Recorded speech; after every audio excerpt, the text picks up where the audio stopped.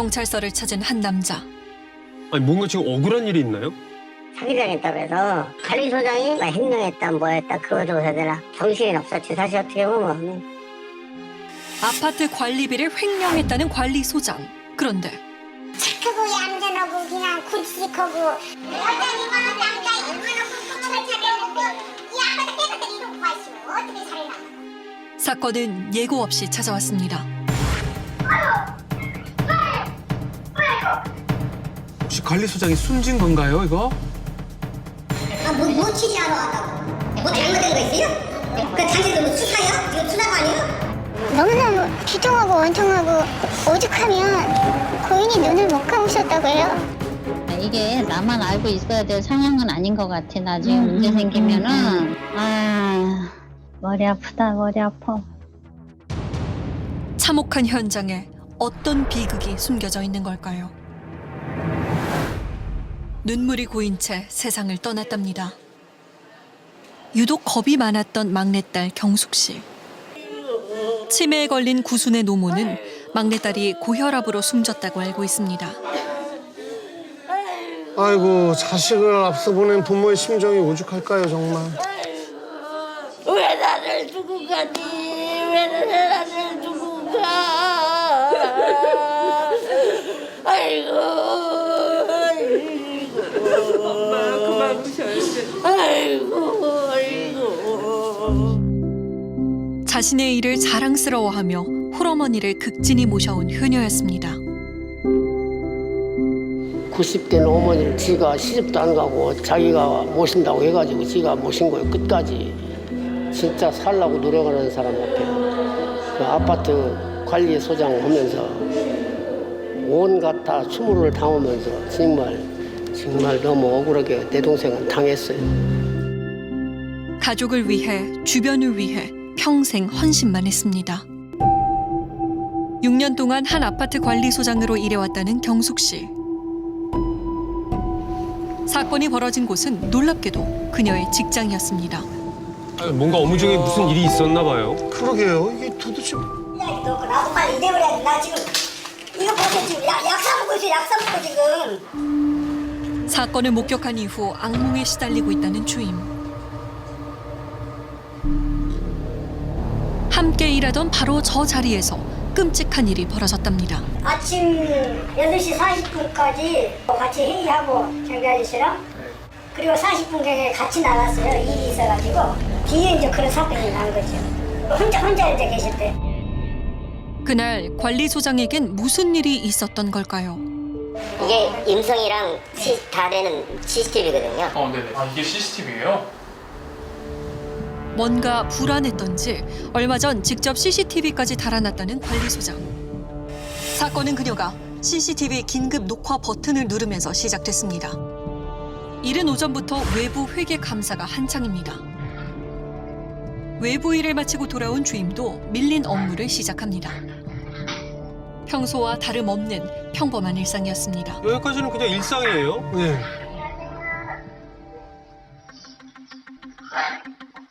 우편물이 도착하고 관리소장에게 우편물을 건네주는데 그런데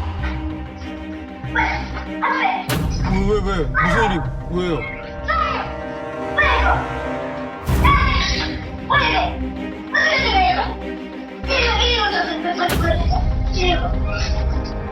높은 칸막이 때문에 40분 동안이나 관리소장이 숨진 것을 몰랐던 겁니다.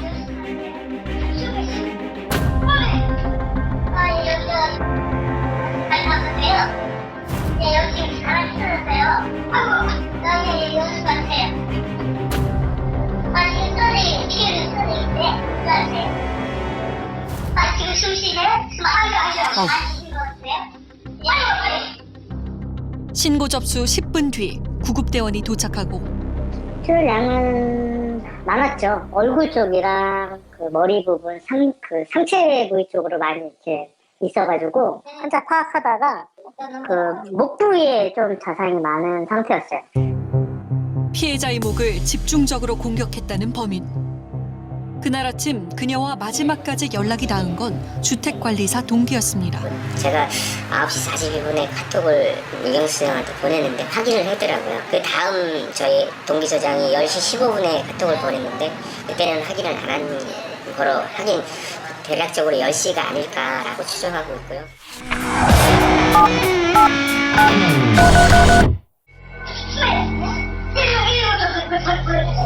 아이고. 이날 그녀를 찾아온 사람은 누구였을까요? 우리는 사건 속으로 들어가 봅니다. 아니, 무슨 일이 있었던 거예요? 오전 9시 54분 문을 열고 관리사무소를 나가는 한 남자가 보입니다. 손에는 흉기를 들었습니다.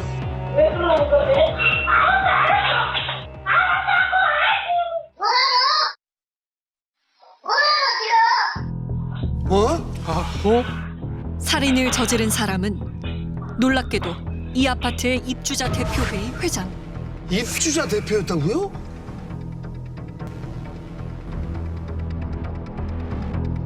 그는 지난해 1월 입주자 대표회의 회장으로 선출된 이후 입주민들에겐 회장님이라 불립니다.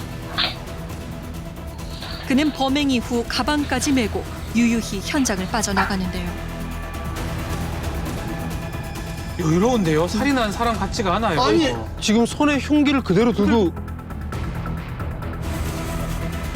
흉기를 버리고 산으로 도주한 회장은 1시간 30여 분 만에 스스로 경찰서를 찾았습니다. 아니, 왜 이렇게 이런 끔찍한 일을 저질렀을까요? 자수해가지고 왜 사람을 죽이냐 물어보니까 살인당했다고 그래서 그 다음에 이제 입주자 대표라는 거 알고서 횡령당했다고 그걸 조사해달라고. 관리소장이 횡령을 했다며 의심을 하기 시작했다는 회장. 과일을 깎던 중 겁을 주기 위해 과도를 가지고 갔다고 주장합니다. 하지만 방어할 틈도 없이 끔찍한 죽임을 당하고만 관리소장. 두 사람에게 무슨 일이 있었던 걸까요? 지금 고인의 이경수 소장님이 너무 놀라가지고 혹시라도 이런 일이 있는지 회장이 혼자 단독으로 가서 이 지인 통장을 이제 도장을 잃어버렸다고 해서 혼자 은행을 다니면서 직인 변경을 다 단독 직인으로 다 변경을 한 거예요. 자기가 마음대로 통장을 뺐다 넣다 했다는 그런 차원도 되거든요. 개인적으로 네, 할 수도 있다는 거죠. 할 수도 있다. 아파트 사업자 등록증은 입주자 대표회의 회장 명의로 등록돼 있습니다. 때문에 문제가 없게 공동 인감을 사용하는데 회장이 단독 인감으로 관리비 통장을 몽땅 바꿔버린 겁니다. 어떻게 이런 일이 가능하죠? 도장을 또 여러 번 팔아온 사람이 있어요. 나 아는 분인데 우리 단골 분인데 한 번 파봤는데 잊어버렸다고 또 파달라고 그런 적은 있어요. 그래서 왜 그러세요? 그랬더니 도장 사러 왔대요. 그래서 얼마 전에 팠잖아요. 그랬더니 하고 이틀이나 뒤에 와서 다시 받으라고 그랬어요. 그래서 잊어버렸대요. 깜짝 놀란 소장은 통장들을 다시 원상 복구합니다. 그런데 그러면서 그 다음날 다시 이제 은행 다니면서 또 같이 다니면서 복수인가로 다시 변경을 했잖아. 그리고 나서도 얼마 있다가 못 믿겠으니까 다시 가서 바꾸자고. 이번엔 도장을 잃어버렸다며 또다시 통장을 만들고 입출금 기록을 시시때때로 확인하려 했던 회장. 심지어 다리가 다친 관리소장을 끌고 다니며 또다시 통장을 만들었습니다. 멀쩡한 통장을 계속 재발급받죠? 다리 다쳐서 출근을 못하고 있는 상황에서도 은행 다시 가서 바꿔야 되니까 빨리 나오라고. 20일 동안 인감을 잃어버렸다며 바꾼 통장만 무려 9개. 게다가 거기는 회장님이 통장 비밀번호 알아? 아니? 회장님 모르지. 비밀번호를 왜 알아? 나도 모르는데. 왜 자기한테 비밀번호를 안 알려주니? 아니 지가 비밀번호를 왜 알아? 통장 인출할 때 지가 하는 게 아닌데. 이 양반이 혼자 가서 통장도 바꿔왔잖아 지금. 어떻게 해야 되지 이거를? 머리 아프다 머리 아파. 그는 왜 관리소장을 괴롭힌 걸까요? 입주자 대표회의 간부를 만났습니다. 아유 죄송합니다. 죄송해요. 밥 쉬시는데. 그것도 없어요. 그 사람 내가 계속 알기로는 연금도 나온다고. 저번에 작년에 뭐 동네에 대해서 욕심이 날 만한 사람 아닌데 도대체 이 사건이 뭔지 모르겠어요. 석연치 않은 점은 이뿐만이 아니었습니다. 어저께 월요일입니다. 자신을 집에 초대하라며 관리소장에게 이상한 문자를 보냈답니다. 아니 집에 초대를 하라는 게 무슨 말이에요? 이거 좀 무리한 요구 아닌가요? 좀 순수해 보이진 않는데요. 그렇게 의심할 수밖에 없는 게 60대고 그다음에 혼자고 그리고 관리소장이 혼자라는 걸 알고 있기 때문에 그러한 의심도 갖게 되는 거예요. 경찰 조사에 따르면 사건이 일어나기 하루 전 관리소장에게 커피까지 사줬다고 합니다. 그가 숨기고 있었던 진짜 얼굴은 무엇이었을까요? 도주의 우려가 있다며 영장이 발부된 피의자. 하실 말씀 따로 없습니까? 그는 왜 관리소장을 무참히 살해한 걸까요?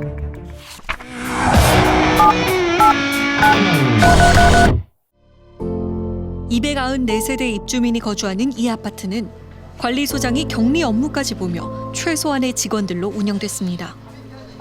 하지만 일을 하면서도 늘 웃음을 잃지 않았습니다. 나는 이거 둘이 하나씩 사가지고 소장님도 이거 입고 저도 이거 입고 정화조 똥통에 들어가가지고 점검하고 청소하고 그랬어요. 일도 그렇게 잘해요. 소장님이 여자니까 남자 얼마나 꼼꼼하게 잘해놓고 이 아파트 깨끗하게 이러고 봤슈. 어떻게 잘해놨는 거. 얌전해요. 얌전한 사람이 이렇게 겪어보면 아는 거예요. 근데 저는 갈비 거시걸 사람이 아니에요. 아파트 단지 내 화단석을 손수 닦아낼 정도로 책임감이 강했습니다.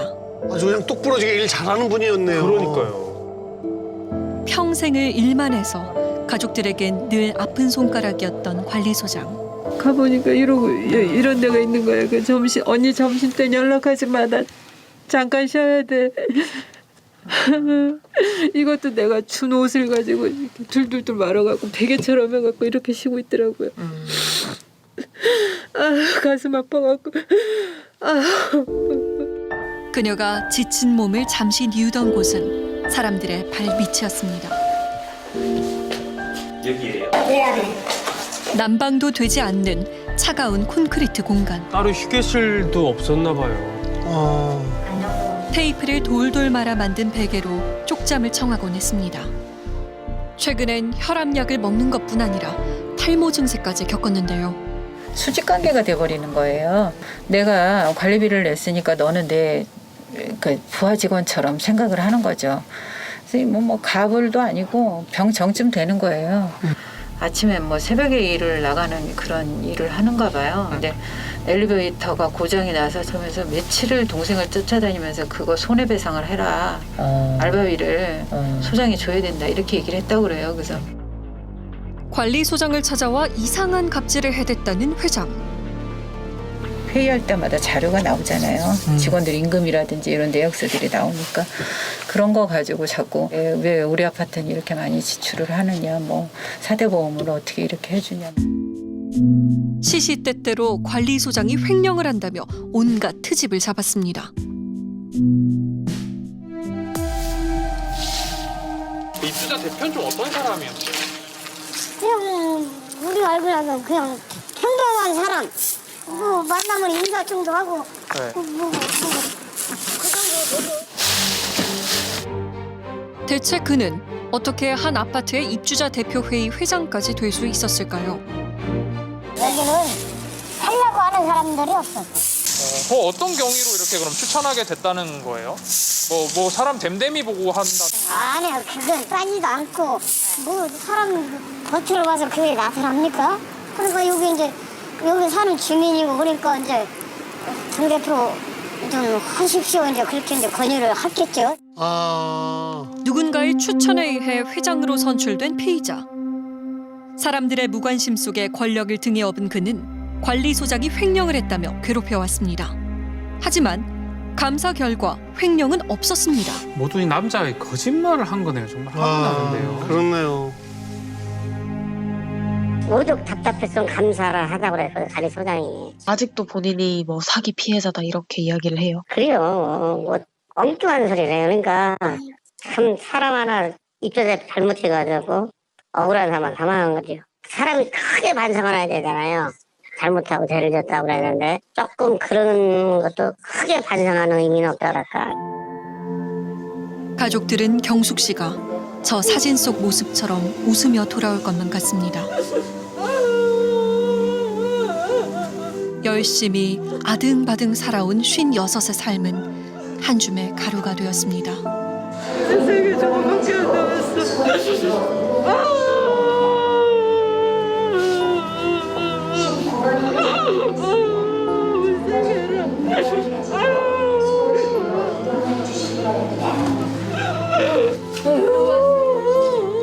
치매에 걸려서도 유독 막내딸만은 생생합니다. 엄마, 형숙이 한번 쓰다듬고 가. 아직 따뜻해.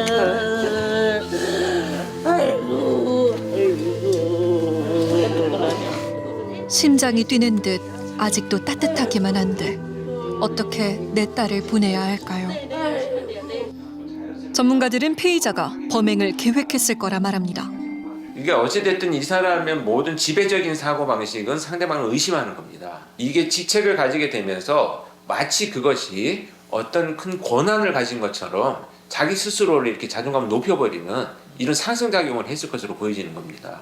자기가 뭔가 다 통제하고 어떤 일일이 확인을 해야 된다라고 하는 이런 아주 극단적인 이런 사고가 점화되었다 이렇게 볼 수가 있겠습니다.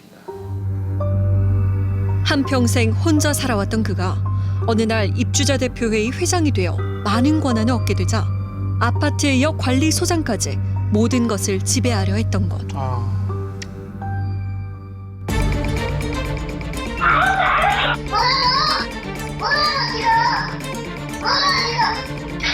이 참혹한 죽음 앞엔 그녀를 보호해줄 법적 장치도 도움을 청할 곳도 없었습니다.